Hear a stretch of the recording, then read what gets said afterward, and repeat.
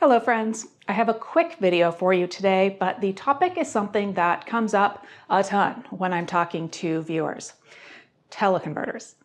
Raymond and I just purchased this 2X teleconverter for Nikon Z mount, and I will share some photos I captured of birds, butterflies, and some other stuff at the Desert Botanical Garden in Phoenix, Arizona.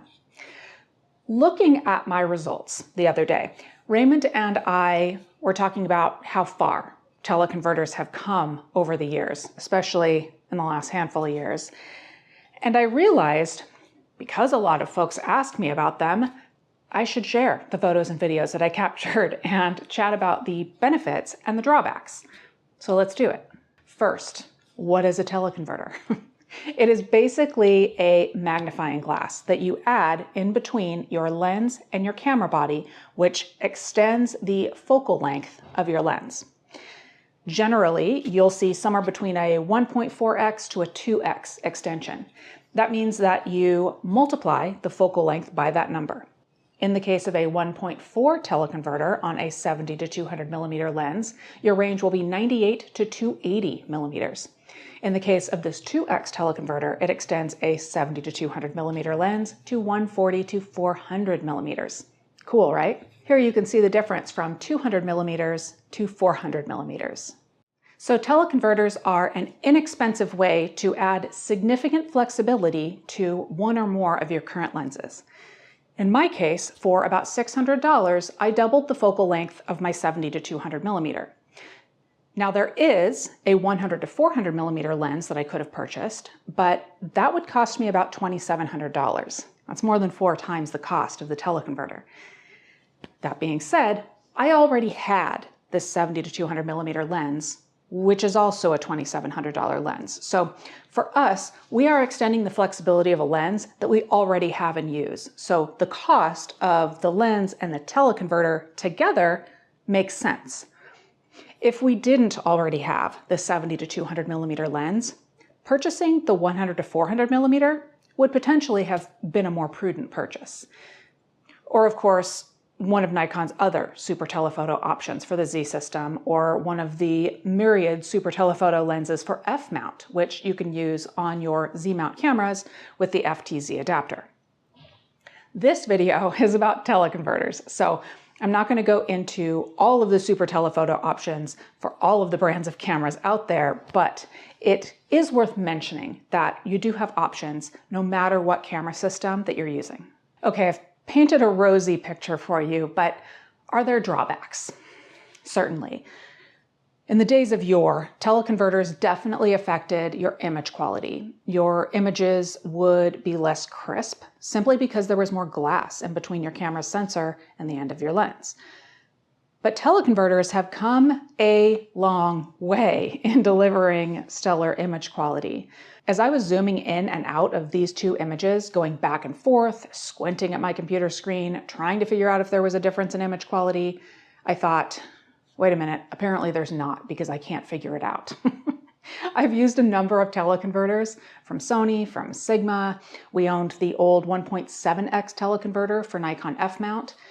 And while the old F mount teleconverter, which was not the most recent version, resulted in a significant reduction in image quality, the newer teleconverters from Sigma, I used the L mount versions, and from Sony were both quite good. A significant compromise of teleconverters is that while you are gaining flexibility in terms of focal distance, you are losing flexibility in terms of aperture. Depending on the teleconverter, you will typically lose 1 to 2 stops. In my case, this teleconverter that is a 2X teleconverter for the Nikon Z system costs you 2 full stops. So let's look at this 70 to 200 millimeter f2.8 lens. With the lens alone, I can use f2.8 throughout the zoom range. But adding the 2X teleconverter, my aperture is reduced to f5.6 throughout the zoom range. So my 70 to 200 f2.8 lens becomes a 140 to 400 f5.6 lens. The reduction in aperture has multiple effects as well. You will see a reduction in your depth of field. Remember though that you're increasing the focal length, so the reduction may not be as much as you envision. There are a number of factors that affect depth of field, including focal distance and your distance from the subject. In my case, you can see that I still achieved a shallow depth of field to isolate my subject. A popular combination among viewers is a 100 to 400 millimeter variable aperture lens and a teleconverter. If I were to look at the Nikon Z mount 100 to 400 millimeter f4.5 to 5.6 lens and both the 1.4x and 2x teleconverters, you see that the aperture really starts to get narrow.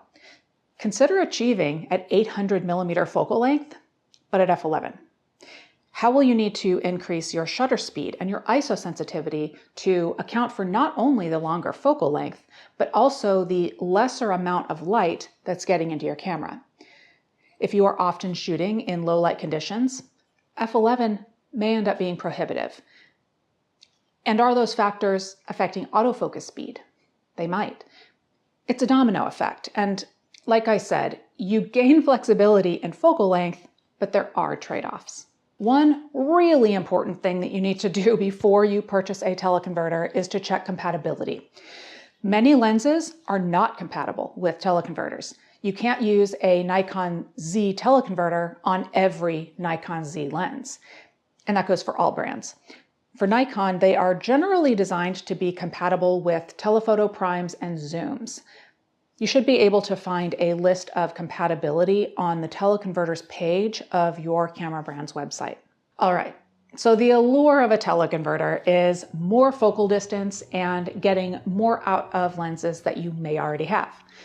You may end up carrying less gear in your camera bag, but you should do a little bit of research before you purchase because there are compromises. And to help everyone out with that research, if you have a teleconverter, let us know your experience in the comments below. Let us know your camera, which teleconverter, and what lenses are you using with it. Hearing from or reading someone else's real-world experience is always helpful when considering a purchase. I'll leave you with some more photos from my day at the Desert Botanical Garden. I will also add links in the description to a couple of Nikon Z teleconverters and this 70 to 200 millimeter lens that I've been using. Thank you for watching.